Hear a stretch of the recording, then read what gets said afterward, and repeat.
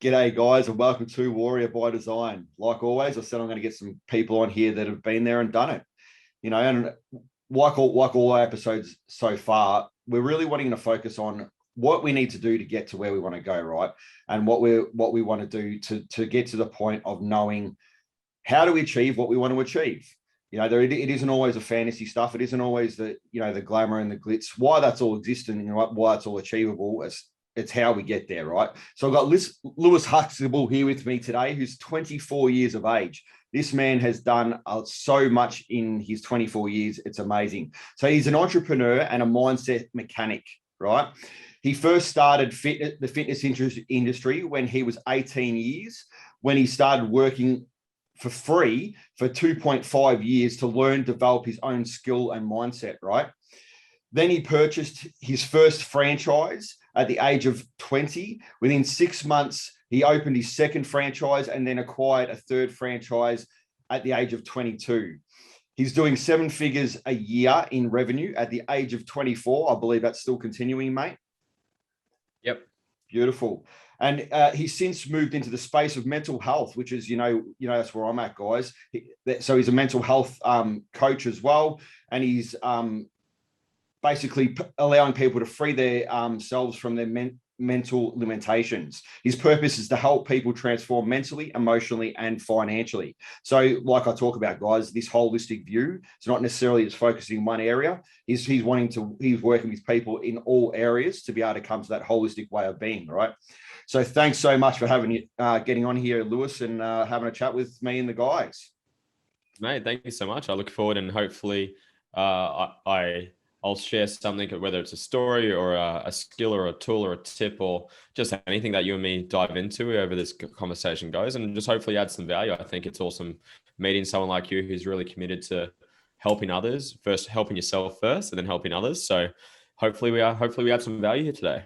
Yeah, awesome, mate. And that's the key thing is, and we've got to help ourselves before we can help others.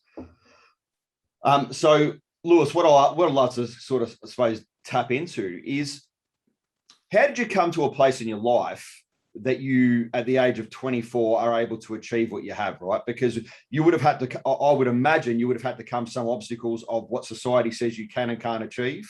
And I would imagine you would have had to overcome some obstacles in what people even around you potentially were telling you was achievable for you at that age.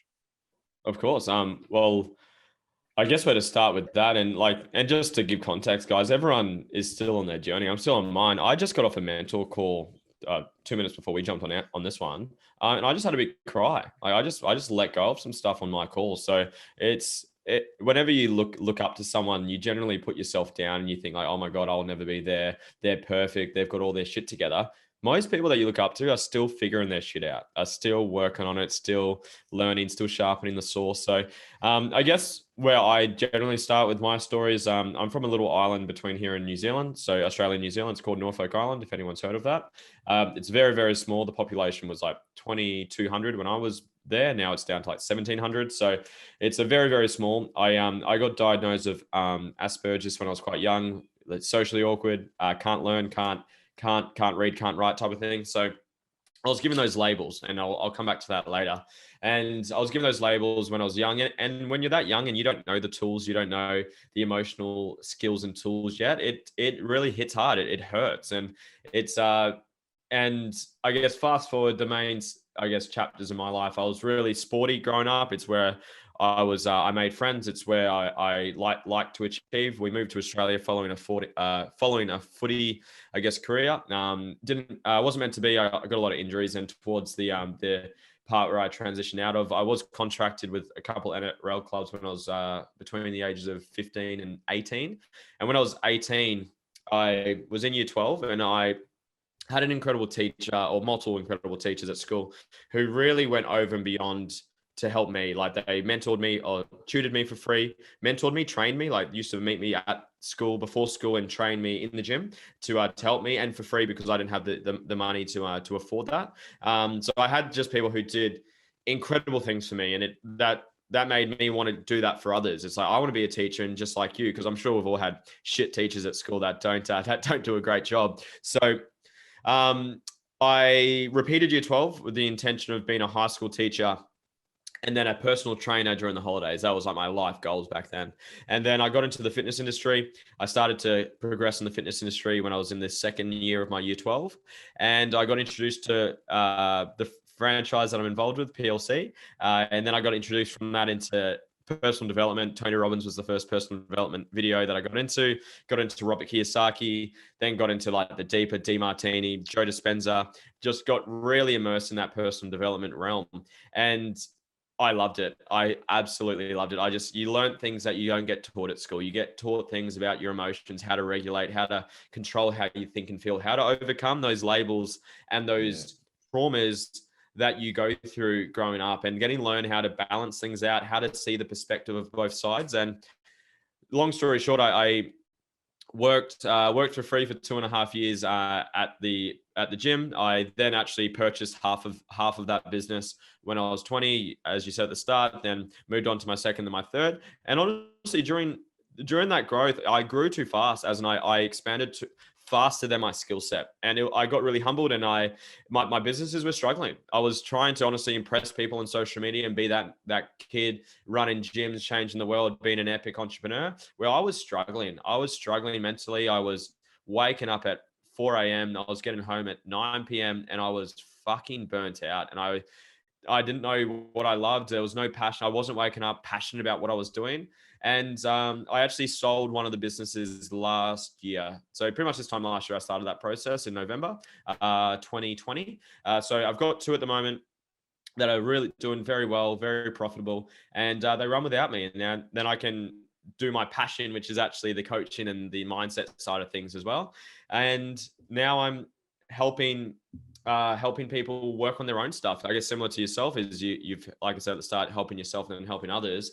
And what was your original question? I get chatting, then I forget the original No, question. love it, mate. Yeah. So pretty much I was just really asking is how you actually got to where you are, right? And how overcome some of that stuff, those labels that were put on you, or those, people would have put you in some sort of framework because of your age gone, well, this is what you can and can't achieve, or how can you do that? Or you shouldn't be able to do this, whatever, you know what I mean?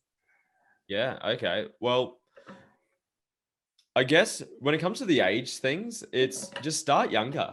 It's like the average person doesn't start their business till 35. That's statistically speaking. So it's like if you start younger, and this is a great lesson I got from Jack DeLosa, and he's the founder of the Entourage in Australia, youngest rich. He's been on the Australians Young Rich list 5 times in a row. Incredible human being.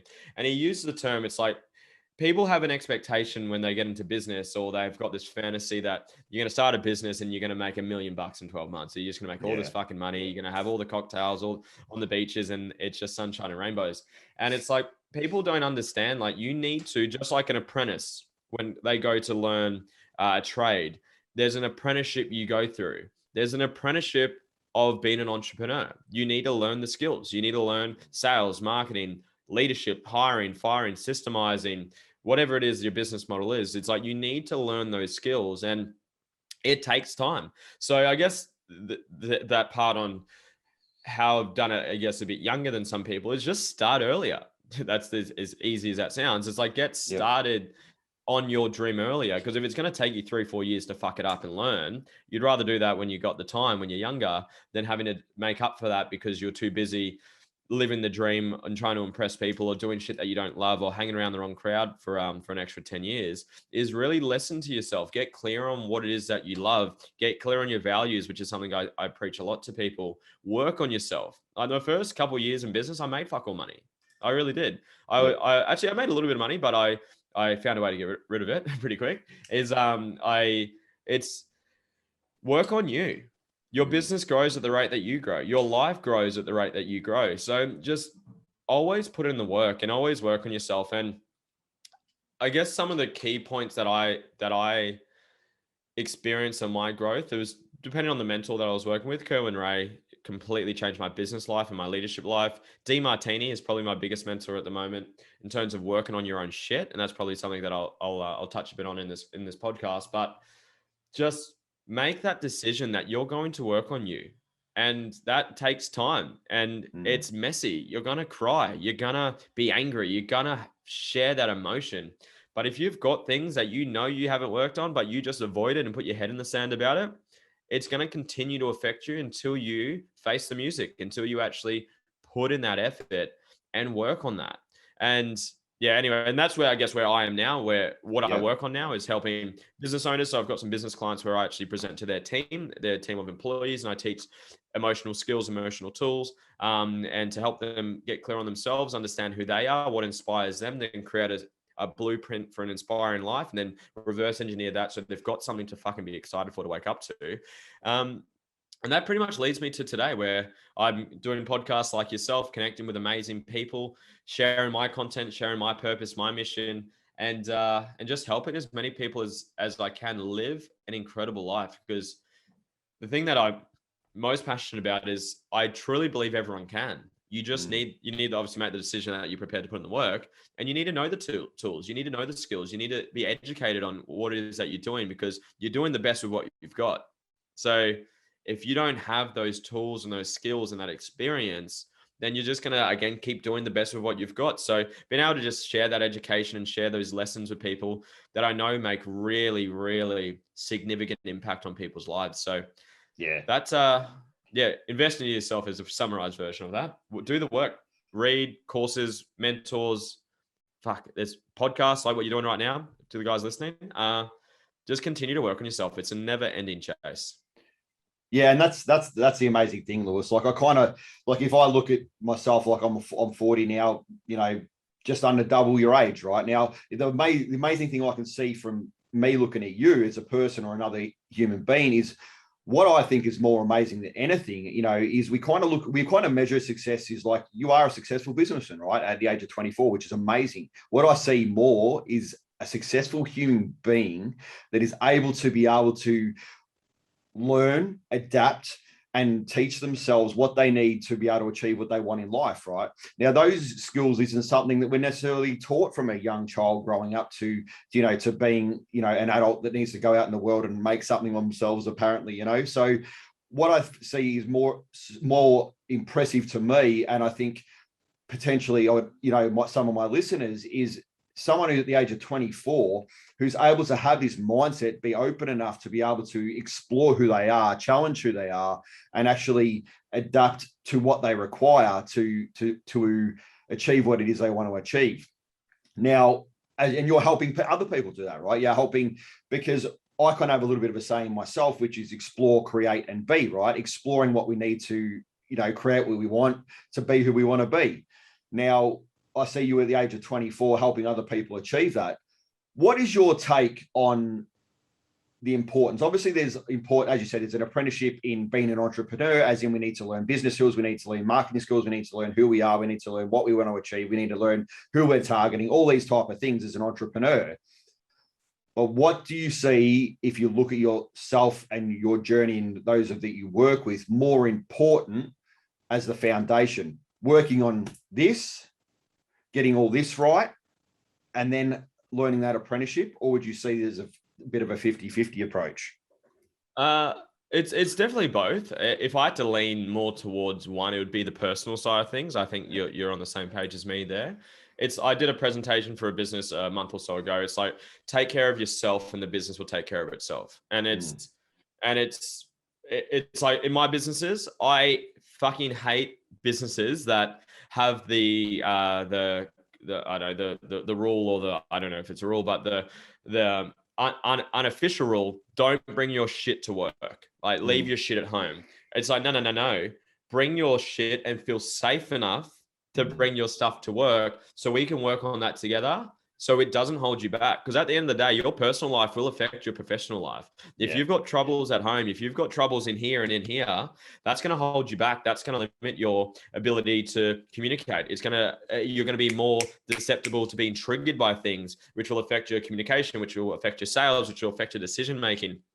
So I'm definitely on the same page as you. Is like, it really, they go hand in hand. And some of my more profound, I guess, growth in my business and entrepreneur career is when I have those shifts within me, is when I have those enlightenment moments of me where I realize, holy shit, those labels when I was younger serve me to this day, where those traumatic experiences, or those previous judgments that I had on others was just a projection of areas that I haven't learned to accept about myself.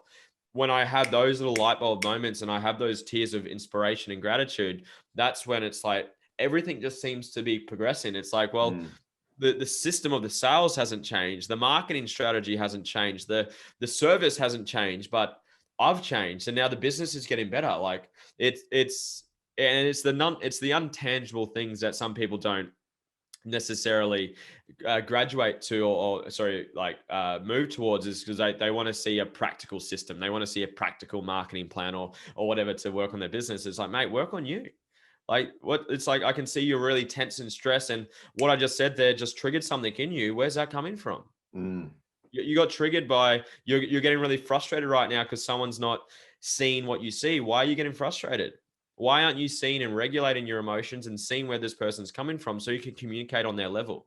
But that takes, again, personal development. That takes self-work. So I'm definitely, they obviously go hand in hand, and like you could be the most well-rounded fucking person on the planet, but if your business is shit house, then your business is shit house. So Yeah, it's totally. so obviously you need both. But yeah, I personally, well, the stuff I work on, I don't really help businesses too much structure their business because I haven't achieved a multi fucking $1 billion company. I haven't, but I've really learned and developed skills that can really transform people in a matter of minutes. So I've worked with clients where they've told me they've had like 3-4 years of therapist work or psychiatrist work, and they've got more value within 30 minutes with me. And those are the skills that I focus on. So yeah, obviously, given my profession, I guess I lean towards the personal development side of things, but you definitely need both. Obviously, you need to have good systems and good products and good service.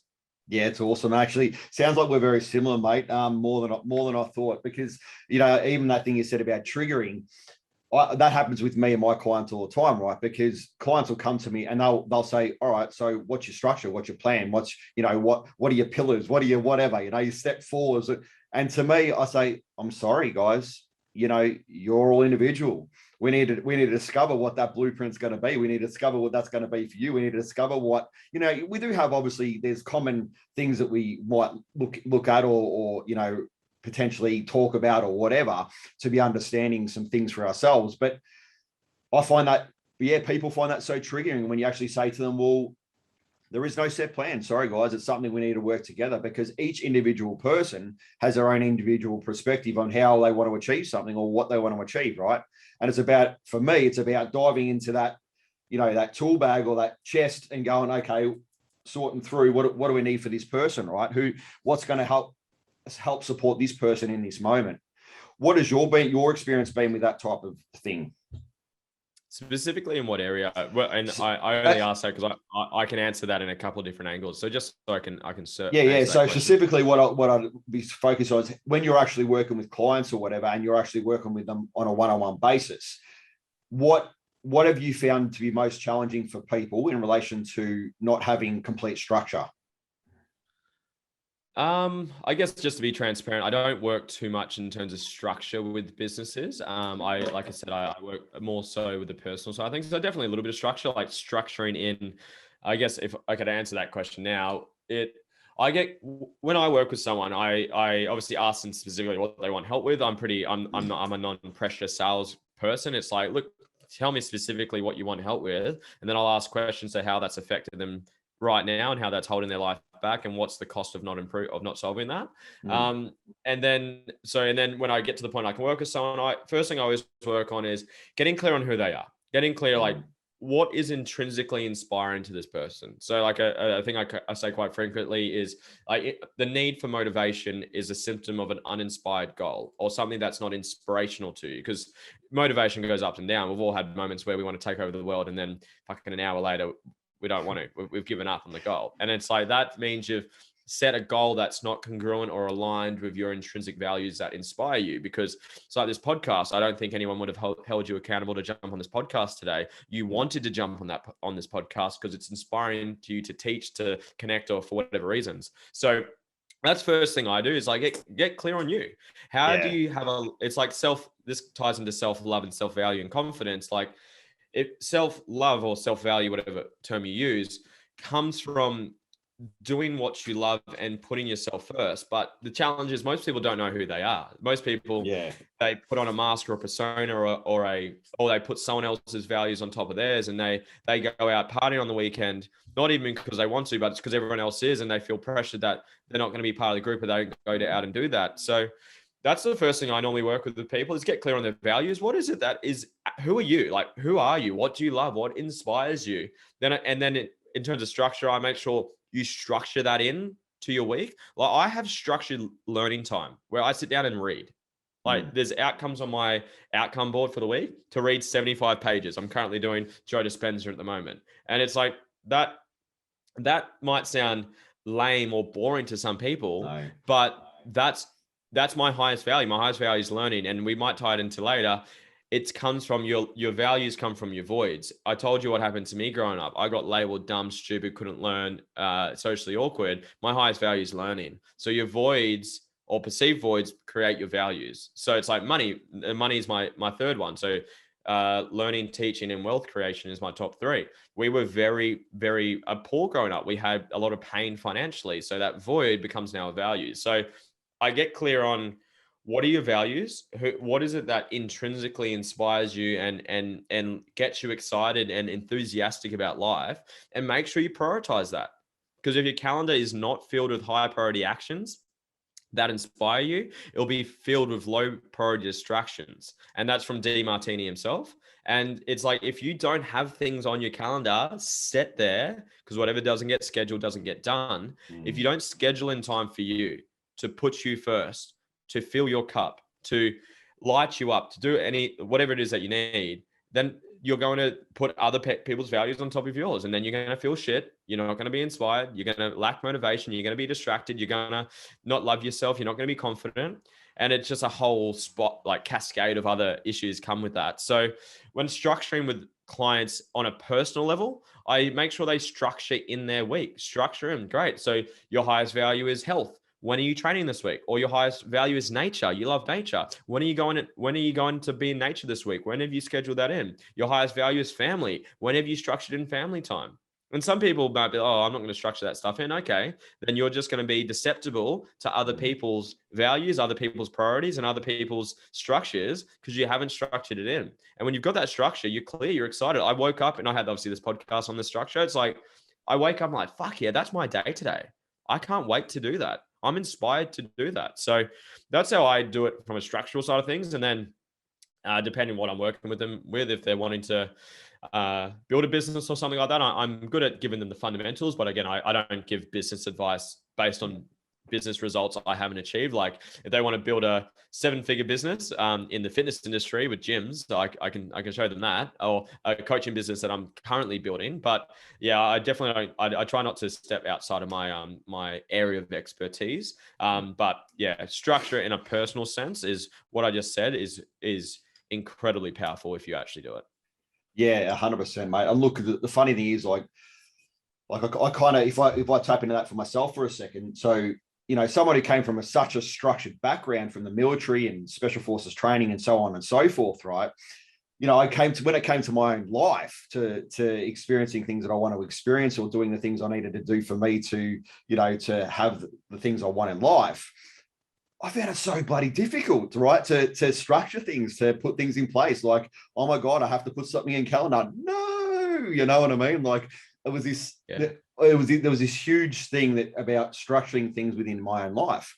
And as we know, the more you work on yourself, there's reasons behind that, right? There's, that self-worth thing and all that sort of thing behind the scenes. But the interesting thing I'd like, and that's why I do this warrior by design thing, right? The reason why I use the word warrior is because of that desire, that discipline, that will, that, that all that sort of stuff that allows you to do the stuff you need to do to take the actions you need to take to, get what you want in life, right? And create what you want, that is what you desire, or just by design, right? To create what you want to do by design. So if we tap into that, let's talk to the critics here for a second. I'm sitting here, I just don't have the time, right? I've got 20 kids, I've got 14 cats, and I've got vice versa. I'm a major businessman. I've got the whole day booked out, 27 hours in the day booked. I only got 24. How do we talk to those people that say, I just don't have the time? I sit him down and I said, "Show me your calendar. Show me how you're using your time." Like it's like I'm not sure if you're a fan of Gary Vee or you follow him, I know but I've known a bit about him. Yeah.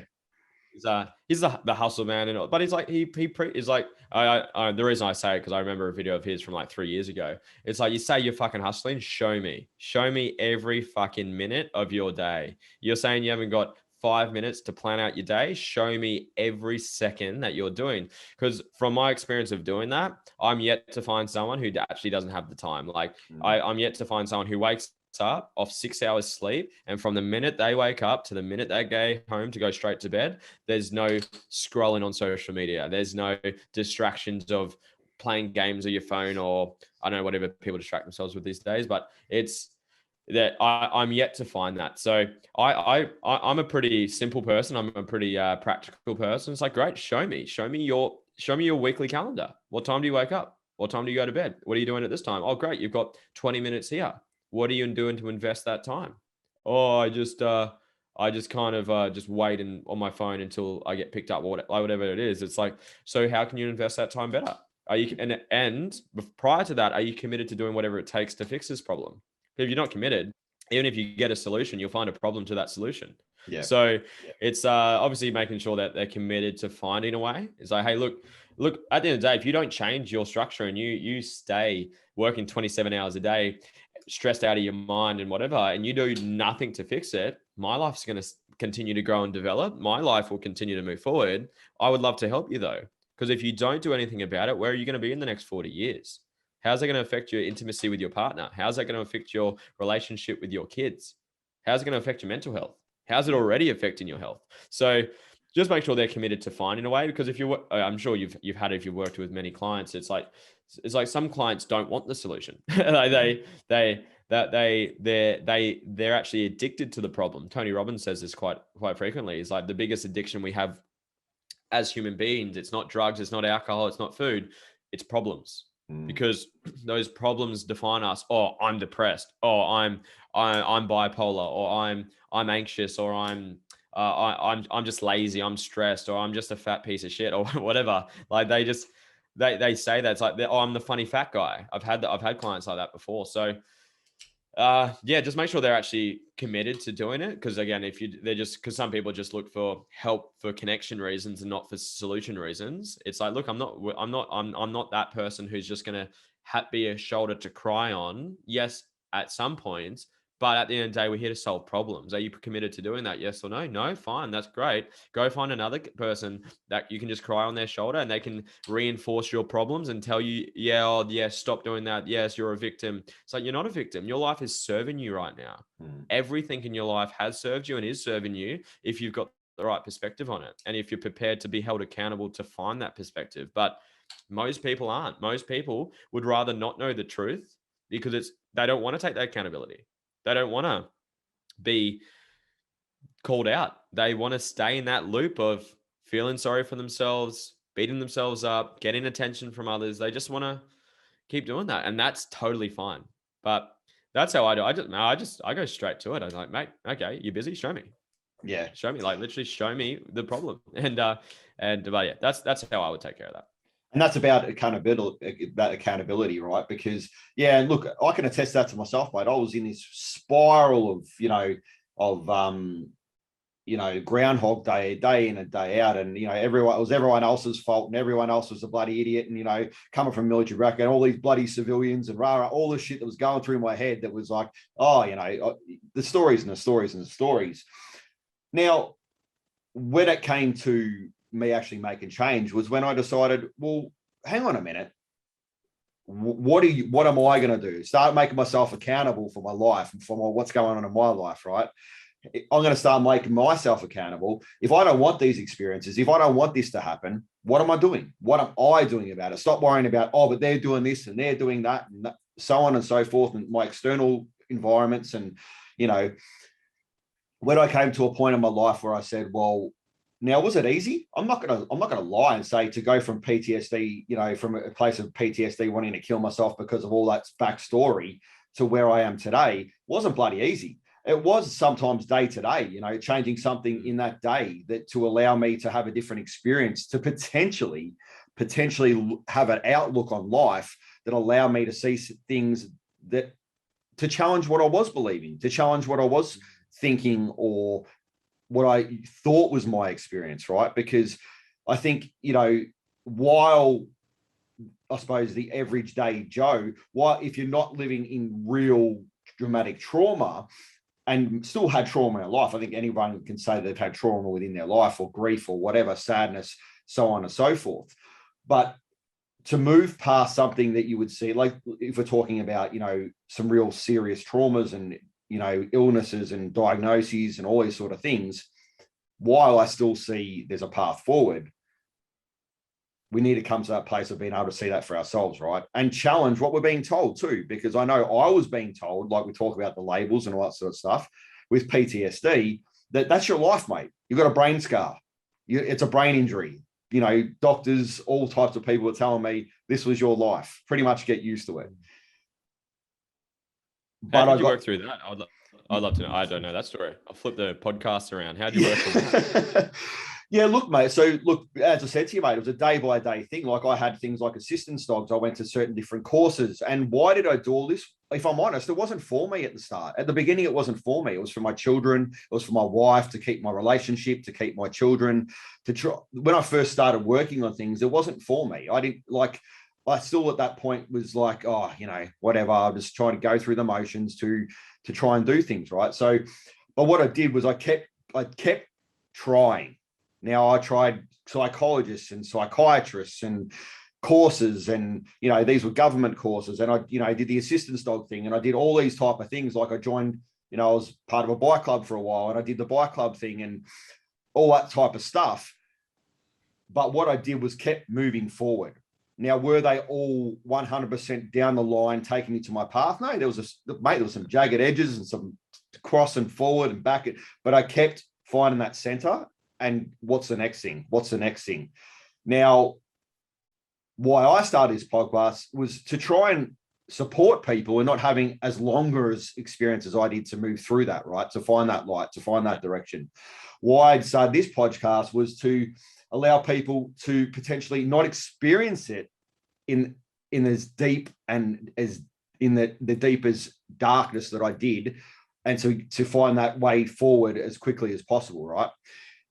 But beyond that, I also know that these simple things of people that are living the dream life, to come to a mindset of being able to move forward to something that we perceive as a problem or something perceived as a challenge or an obstacle, is it's all the same shit. It's just on different levels. It's about finding, okay, why is this a challenge for me? Why is this an obstacle? What's allowing that for me to perceive that as an obstacle or a challenge? And how do I find that direction to move forward or past that, right? And I think that's what is so, for me, exciting to have people on like yourself and Morgs and other people that are able to have this mindset of who am I at such a young age. Like I'm at 40, mate, still, like I don't think it's ever going to end. Honestly, I'll be 100, 200, whatever moving forward, and I'll still be exploring, I'll still be creating, I'll still be learning. But it's really cool to have that mindset, because if I'm honest, when I was young, it was all about facades. Oh, special forces cap. Oh, you know, army man cap. Oh, you know, whatever. I was always putting on masks of who I was showing to the world, instead of opening from here and going, this is me, take me or leave me, suck it up or don't, you know, like.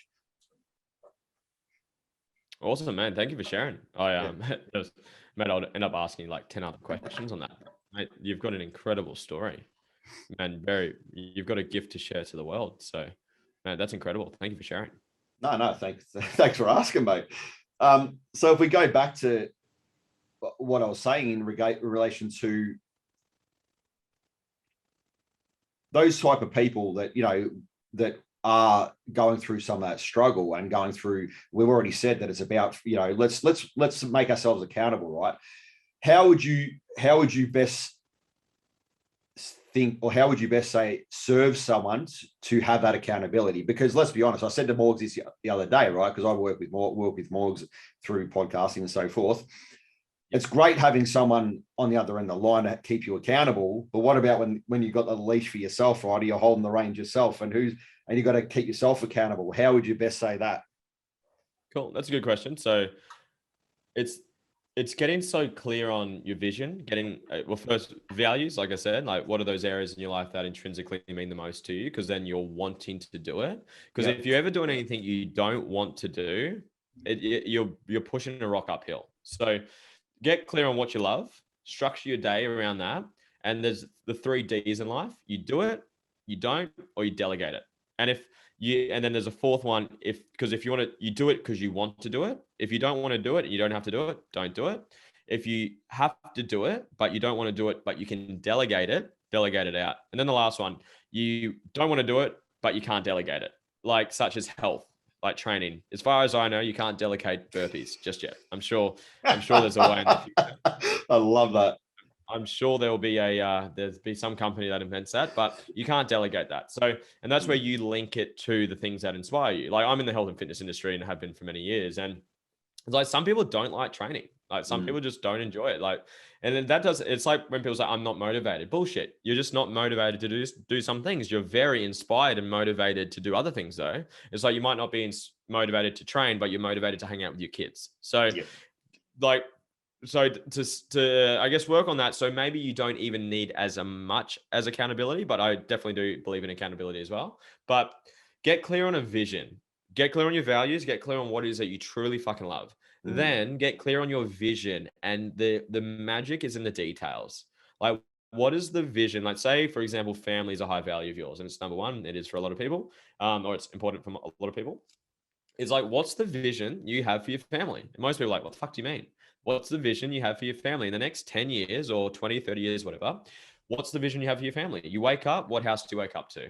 How do you greet your kids? How many kids do you have? Boys or girls? What are their names? Like, and how do you communicate with them?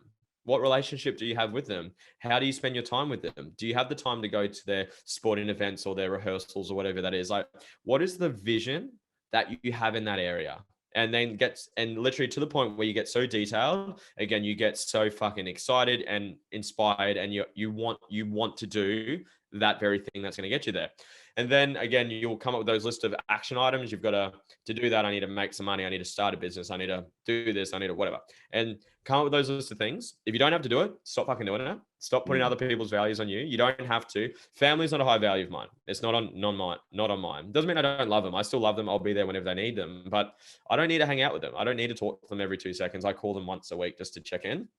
But like my partner, her third highest is family. She talks to them every day in a group chat with like pages and pages and pages of a conversation. That's totally fine. But just something, because I've experienced this a lot. I know a lot of people do, is they do things because they think they have to, or they're doing things based on other people's opinions or other people's values or other people's projections. So come up with a list of things that you've got to do to achieve the outcome, and get clear on, do you actually have to do that? No, then don't do it. Do you want to do that? Then do that. Delegate as much as you can.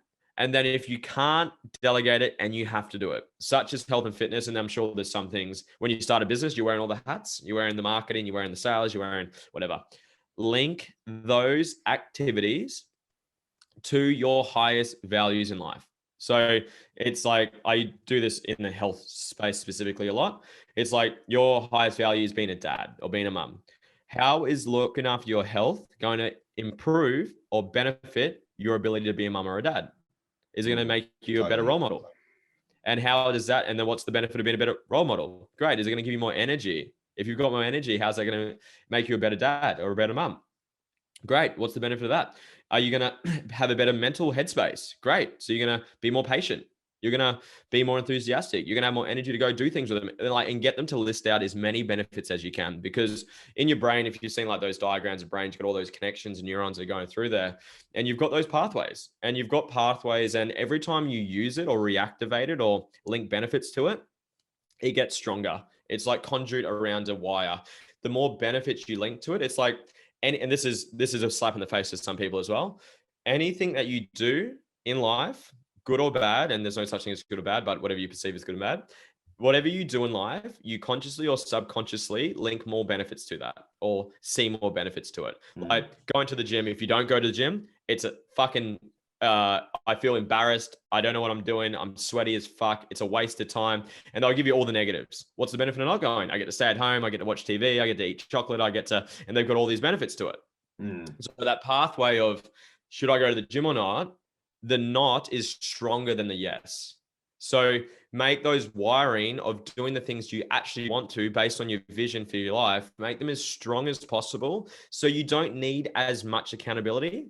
But then to tie into the accountability side, the second part is we do something called huddles, and we do that. I do it with the business, but I also do it with my partner. So I'll read mine out from this morning. So every day, and this is a derivative of our weekly goals, our monthly goals, quarterly, yearly, annually, etc. So Totally. every like this morning, I did it in person with Georgia today, my partner, but we send it to each other anyways, so we can see it. So what are you excited for today? I'm excited for my mentor call that I had before this, and I was excited for this podcast. So I was excited today. What were yesterday's outcomes, done or not done? What are today's, and if they weren't done, why weren't they done? So constructive feedback. And then today, what are you completing? Do you need any support with that? And what are you grateful for? Do that every single morning. We do ours at 8 a.m., whatever. Like my businesses do this too. So again, they do, and that ties into a weekly debrief, and then that ties into a monthly debrief, and that ties into quarterly, then yearly, et cetera, et cetera. So I guess two answers to the question is get so inspired to do it. You don't need that much accountability.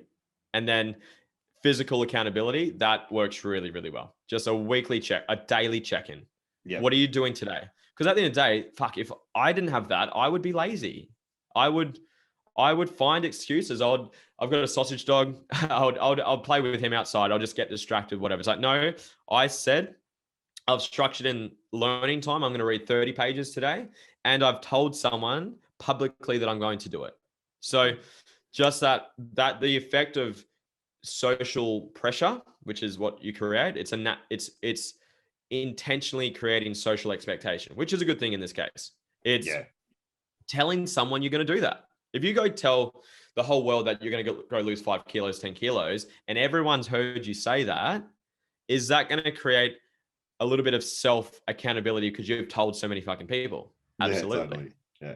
So yeah, there's a two-part answer to that. Get so inspired that you don't actually need too much accountability, and then have a really easy, simple daily check-in. But then again, that ties into a weekly check-in. Then that ties into a monthly check-in. And I review mine on a daily. I view all my goals on a daily basis, but weekly, monthly, etc. as well. Yeah, that's awesome, because it's you just answered another question for me there, mate. I was going to say, so Lewis wakes up in the morning, what's he do to make himself accountable? So, that's really good, and I like that because and there's probably people out there that saying, oh, but I don't have a partner, I don't have this, or I don't have that. Find someone. Exactly, there's got to be someone, right? Yeah, it's got to be someone. Yeah, no, that's amazing. And what else was I going to say? I think where are we at? Okay, so now we've got a little bit more time with you. That's awesome.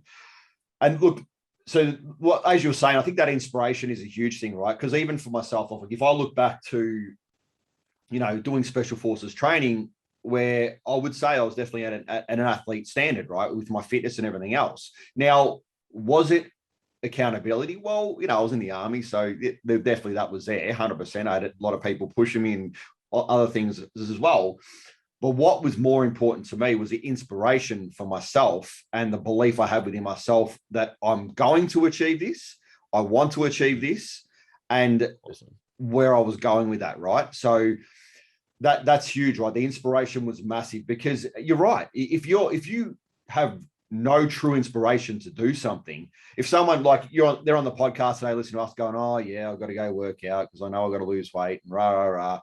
Well, that's not going to give you the motivation to actually have long-term goals with it. You might go lose a kilo or two, as you said. You might do some of that stuff, and you might even do a few months or whatever. But the long-term goals and the lot to be actually do something sustainably and continuing it on, you need that inspiration, right? And it needs to be a part of who you are and what you want in life. So it seems like that's something that you're very keen on, is the inspiration. So I love what you said. You were saying that you talk to people and you find their inspiration, and then we obviously link back to that of how that benefits what they want to do. If I'm talking to someone who's probably on the lower motivational aspects of this, oh yeah, but how hard can you get with that? I suppose with yourself personally, how hard can you get with that need for motivation, i.e., would you take it as seriously as making people aware of some potential real detriments of continuing down the path they are, i.e., let's just talk about it and put it straight out there, the potential of dying early, or the potential of, getting real health issues, or do you go down that line with them? Yeah, it depends on the person and depends on the context of it, but absolutely. But tied into what's important to them. Because it's like I use this example with I was doing a sales training with someone with one of my team members. It's like there's girls and I'm sure out there some boys too that pay $10,000 plus for rubber silicon patches as fake boobs. If I came up to you, sir, and offered you $10,000 for these things for you, would you pay for them? Most definitely not. Because it's benefit. Not important to you. There's no value to it, because if you go back to the person who's willing to pay for it, image is probably a high importance to them. And it's probably important because they got bullied for being ugly when they were younger, but we won't go into that. And it's so absolutely, I do it, but I just make sure that and back in the day, I didn't use to do this before. I didn't understand the stuff, but I used to just do really pain and pleasure versions of selling. Like, how shit are you going to feel afterwards? Is that what you want for your life, et cetera, et cetera? It's like, I just get, again, I through a sales process that we do is, sales process, best way to put it. We're getting clear on what is important to them, and then asking those questions just like that, but based on those. Great. I've had conversations with bigger parents, mums and dads, and they've got kids. And I say, look, and I'm only saying this out of love because I would really love to help you today. But if you don't fix this problem, how's that going to affect your daughter? What's your daughter's name? Sarah. How's this going to affect Sarah? Great. How else is this going to affect Sarah? Is that fair to Sarah? Does Sarah deserve to live a life based on what you're creating for her? And I get pretty brutal like that because, like you said, some people need a bit of a kick up the bum, or they need a bit more pressure on it. And it's like, it's just linking more positives or negatives to the action based on what's important to them. Because if I just started, like, say your body image wise isn't that important to you, it's always nice. I'm sure everyone likes to look sexier and have big muscles and all that stuff, but it's like, it's not necessarily very important to everyone. If I just started to started to try to influence someone and just try to say, well, how are you going to look in the mirror? How's that going to make you feel? And that's not actually important to them. Then it's like, it's not going to make them want to do anything about it. It's like, I've done sales chats. This is for the gym specifically. And like, someone's like, they're one of their highest values, or what's really important to them, was video games. It's like, man, I hate the gym. I just don't about it. I hate going to the gym. Haven't trained in 10 years. It's like, that's fine. What do you love? I don't care what you don't like. What do you like? Oh, I love video. It's like, oh, nothing. I'm not passionate about anything. What do you spend your time on? Like, before you came here, what were you doing? I was playing video games. So how often do you play video games? Oh, I play it every fucking day. I play it for 5 hours. Well, it's like, great. You love it, do you? Awesome. Nothing wrong with that. I fucking love that. Let me ask you, if you were to work on your health and fitness, would that improve your energy? Would that improve mental clarity? Yes. Would that improve your ability to be a good video gamer? And I just link it to those, because it's like, what's important to you, Ben, and important to me, and important to whoever's listening to that, it doesn't fucking matter. If you love video games, if you love reading, if you love dogs, animals, if you love, I don't know, surfing, and you can just, because there's people that can surf for 4 fucking hours straight, 5 hours straight. I wouldn't want to fucking do that. I don't like the water that much, but some people, they love it. So to answer your question, I do, but I just do it based on what's important to them, not what I think should be important to them. Or you should hang out with your family more. According to who? Oh, because it's like, according to you. Totally. Families are important to you. Yeah. Whenever you're using the word should or ought to or got to or whatever, you're either putting your values on someone else, or someone's putting that on you. Or I really should go see my mum more. Well, why? Oh, because my dad like always pressured me. Well then family's important to your dad. Well, your dad, because again, like, and whatever your values are, you'll be more focused, more structured, more successful. And it's like someone who's really overweight and someone who's really wealthy. So the wealthy person, someone who's really overweight but really wealthy, and someone who's super fit but really broke. It's like the wealthy person saying, "Oh, you should go work on your finances, get your finances in order." And the other person says, "Well, you should go to the fucking gym." It's like, well, you don't actually, both of you don't have to do either of those because you're both doing what you love. Are there consequences of not doing particular things? Obviously, if you don't look after your health, fundamentally speaking, health issues, energy issues, and all that stuff. And that's where you do link it to those things. But yeah, so short version is yes, I certainly do that, but I just make sure I do it what's important to the person I'm speaking to, not what I think should be important to them. And I'm really guilty of doing the opposite, especially when I first started. I used to just put my shit onto them and think what I think is important, they think is important, which is not the case. Obviously, there'll be similarities in some people, but it's just getting clear on what they truly are inspired by, and then link the activity that they're not doing that they want to be doing to that, not what I think they should be doing. I hope that makes sense. Yeah, no, it does, mate, and I think that's so inspirational to hear, right? Because you know yourself that in the field and in what's out there, there's a lot of ways to handle this sort of one-on-one working with people and getting them inspired to do their thing, and there is a lot there is a lot of that kind of pushing things on people in relation to what should or shouldn't be done, right? So I think that's so inspirational to hear.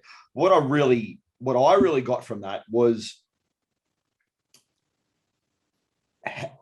it's about really beyond actually using whatever inspiration people need. It's about us personally getting real with ourselves and honest with ourselves and being able to hear what we need to hear to be able to achieve what we want to achieve, right? If we've got a goal of being, let's just say I want to be an Ironman, and I'm sitting on, and I am that video gamer, I'm sitting at home and I'm eating potato chips and I'm not going to the gym and not doing that. My goal is to be an Ironman. Well, how's that achievable, right? And that's where, to me, if we truly have that goal, and it's something that we truly want deep within us, is something that, I suppose grabs at us every couple of weeks or every week or whatever, and it just keeps playing on us to really want to do this. And you truly have that desire to do something like that. Well, it's about becoming honest with yourself. What do I need to do to achieve that? And if I'm not willing to do that to achieve it, well, is it that important to me? Is that dream? Yeah, that's exactly what I would say. Well, is that because if you're actually really wanting to do things, you'd already be taking some form of action to achieve it. You might not obviously be there, but no one's where they want to be, right? So it's like people say, "Oh, I want to be a millionaire." Great. How much money have you put away? Nothing. It's like, well, do you really have? Is that really important to you, or is that just like a fantasy that you've come up with because you've seen a motivational video or you've seen a friend drive a nice car and you want the nice car? It's like wealth creation. If that's important to you, you would have some form of structure. You'd be researching it. Like if it is actually genuinely important to you, you'd be already taking some form of steps. Even if you don't know what you're doing, you'd still be, because it's like when it is important to you, you're spontaneously inspired to do it. It's like surfing, or sports or training. Like you just want to. It's like your kids. It's like no one motivates you or holds you accountable to go hang out with them. You want to. Yeah. So yeah, like if that was the situation with the person eating the potato chips, I'd like really like, do you really want to? Like, tell me why. You tell me why you really want to. Or because my friend's there and he gets all these girls and he's got a good body. It's like, okay, well it's like, so do you need getting girls? Do you want to get some girls? Is that important to you? Nothing wrong with that. But it's like, I'm exactly like you said. Is it really that important? Because if it is, you would be doing something to be progressing that. Yeah. But yeah. Very important. I think that's, as you said, like there'd be some sort of hustle, whatever that is for you personally, to achieve whatever it is. And at least on some level, even if it's as simple as educating yourself in a certain area or trying to, you'd definitely be doing something in that area if it's something that was truly important to you, right? Well, that's I think that's us, man. And I really appreciated having this chat. And I think I'd love to have a chat with you at some time off air too, mate. But I've got I'd love to. I've got a small little series of. I've got a question here in 3 parts. So, if it's a final question, if you were to go back in time and spend 30 seconds with yourself, what wisdom would you share with yourself, your inner warrior, to create a life by design? And also, at what age would this be and why? I would say early enough to understand it. I obviously wouldn't go to 2 years old. I'd probably go like probably as young as you can intellectually understand it. And I would give the suggestion of reading or researching a particular person. I'd say study Dr. John Demartini. He's had the most impact on my life. But if I couldn't just refer someone, I had to teach a lesson to them. I would really teach the lesson of that everything is serving you. Everything, regardless of your perspective in the moment, is serving you if you look for it. So, and that would just take rid of triggers. That would allow you to be grateful for everything that's happened and everything that will happen. So, yeah, life is serving you regardless of how you currently perceive it. There's benefits there if you look for it. I love that, mate. Thank you. And remember, guys, explore, create, and be. Well, thank you for listening. If you found this episode valuable, please take the time to like, share, and subscribe. It really does make a difference. It helps others out there explore their warrior, create a life of choice by design, and be all that they wish to be. Remember, explore, create, and be.